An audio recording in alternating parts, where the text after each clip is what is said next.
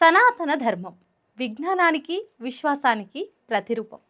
సాధారణంగా గ్రహణం అంటేనే దేవాలయాల తలుపులు మూసివేస్తారని మనందరికీ తెలుసు.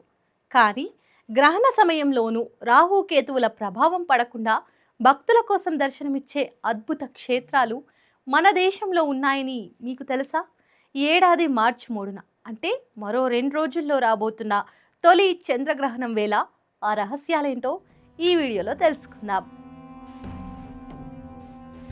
2026 మార్చి 3వ తేదీ ఆకాశంలో ఒక అద్భుతం జరగబోతుంది. అదే ఈ ఏడాది తొలి సంపూర్ణ చంద్రగ్రహణం.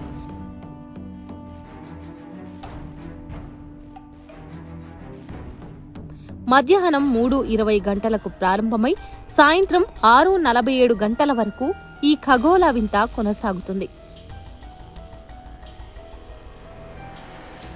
ఈశాన్య రాష్ట్రాల్లో ఈ దృశ్యం స్పష్టంగా కనిపిస్తోంది. అయితే గ్రహణం అంటే భయం కాదు, అది భగవంతుని శక్తిని స్మరించుకోవాల్సిన సమయం.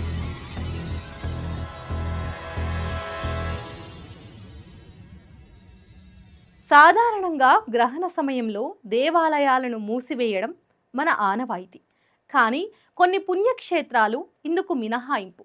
ముఖ్యంగా ఆంధ్రప్రదేశ్లోని శ్రీకాళహస్తి, తమిళనాడులోని అరుణాచల క్షేత్రంలో గ్రహణ సమయంలోనూ ఆలయాలు తెరిచే ఉంటాయి. దీనికి కారణం ఇక్కడి శివలింగాలు స్వయంభువులు కావడమే కాదు, ఇవి నవగ్రహాలను తమ ఆధీనంలో ఉంచుకుంటాయని పండితులు చెబుతుంటారు. అందుకే ఈ క్షేత్రాలపై గ్రహణ ప్రభావం ఉండదు. అలాంటి ఆలయాలు మన దేశంలో మరికొన్ని ఉన్నాయి. ముందుగా చెప్పుకోవాల్సింది దక్షిణ కాశీగా పేరుగాంచిన శ్రీకాళహస్తి క్షేత్రం గురించి. ఈ ఆలయం ఒక అద్భుతం. ఇక్కడ కొలువయున్న వాయులింగేశ్వరుడు నవగ్రహాలను 27 నక్షత్రాలను తన కవచంగా ధరించి ఉంటాడు. అందుకే లోకమంతా గ్రహణ ప్రభావంతో ఆలయాలు మూసినా శ్రీకాళహస్తిలో మాత్రం గర్భాలయ తలుపులు తెరిచే ఉంటాయి. రాహుకేతువులకే అధిపతి అయిన ఆ పరమేశ్వరునికి గ్రహణ కాలంలో జరిగే ప్రత్యేక అభిషేకాన్ని దర్శించుకుంటే సకల దోషాలు తొలగిపోతాయని భక్తుల ప్రగాఢ విశ్వాసం.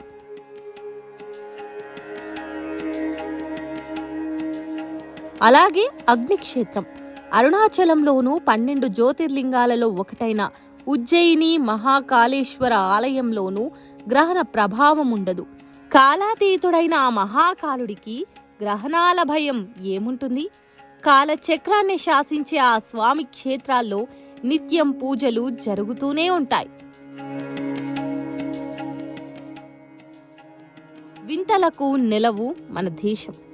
కేరళలోని కొట్టాయం శ్రీకృష్ణ ఆలయంలో స్వామివారికి ఆకలి ఎక్కువట. అందుకే గ్రహణ సమయంలో కూడా తలుపులు మూయకుండా స్వామికి నైవేద్యం పెడతారు.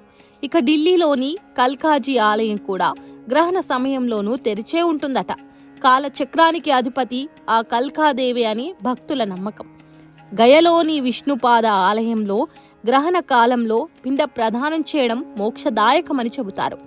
రాజస్థాన్లోని లక్ష్మీనాథ ఆలయంలో సాక్షాత్తు దేవుడే ఆకలిగా ఉందని కలలోకి వచ్చి చెప్పడంతో అక్కడ గ్రహణ సమయంలోనూ నైవేద్యాలు ఆగవట. గ్రహణం అంటే ప్రకృతి ఇచ్చే సంకేతం.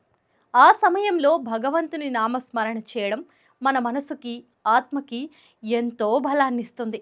మన సంస్కృతిలో దాగి ఉన్న ఇటువంటి ఆధ్యాత్మిక రహస్యాలు మనల్ని ఎప్పుడూ ఆశ్చర్యపరుస్తూనే ఉంటాయి. ఈ మార్చి 3న వచ్చే చంద్రగ్రహణం వేళ ఆ పరమేశ్వరుని కృప అందరిపై ఉండాలని కోరుకుందాం. ఈ సమాచారం మీకు నచ్చితే మరో 4 భక్తులకు షేర్ చేయండి.